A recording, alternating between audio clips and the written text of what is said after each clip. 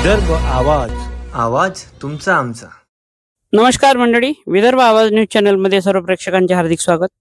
आज तुमच्यासाठी एक महत्त्वाचा विषय घेऊन आलो आहोत। परवा नागपूरच्या मध्यवर्ती संग्रहालयामध्ये गेलो असता त्या ठिकाणी महाराष्ट्र शासनाने छत्रपती शिवाजी महाराजांची वाघनख सर्वसामान्यांसाठी पाहायला खुली करण्यात आली आहे। तर तो जो शिवप्रताप केला होता छत्रपती शिवाजी महाराजांनी अफजल खानाच्या वधामध्ये जी शस्त्र वापरली होती ती म्हणजेच वाघनख। तर ती वाघनख पाहताना त्या ठिकाणी असलेल्या बऱ्याच लोकांच्या मनात संभ्रम निर्माण झाला होता। काहींच्या चेहऱ्यावर शंका दिसत होती, तर काही कुजबूज करत होते की ही वाघनख खरी आहेत की खोटी।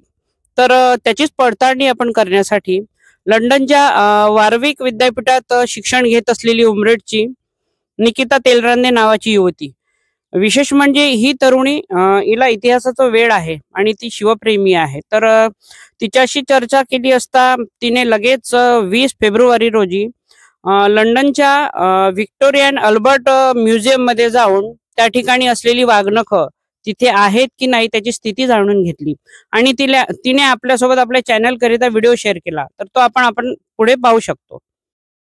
समोर दिसत असलेल्या पत्रात स्पष्टपणे लिहिलं आहे की छत्रपती शिवरायांची वाघनख ही नागपूरच्या मध्यवर्ती संग्रहालयात नेण्यात आली आहे आणि हे पत्र लागले आहे व्हिक्टोरियन अल्बर्ट म्युझियम लंडन येथे आणि याच संग्रहालयात उमरेडची निकिता तेलरांदे पोहोचली आहे। तर आता पुढील माहिती आपण निकिताकडून ऐकूया।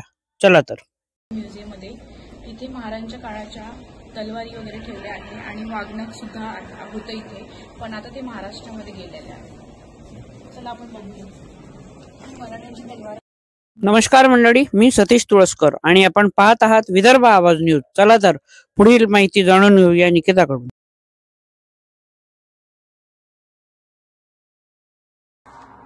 आणि वाघनख आता इंडियामध्ये आहे टेम्पररी आणि ते नंतर इथेच रिटर्न येणार आहे। तर आता ते करंटली आहे नागपूरमध्ये फेब्रुवारी ते ऑक्टोबर 2025 पर्यंत आणि मुंबईमध्ये पण जाणार आहे 1 वर्षासाठी, मे 2026 टू मे 2027।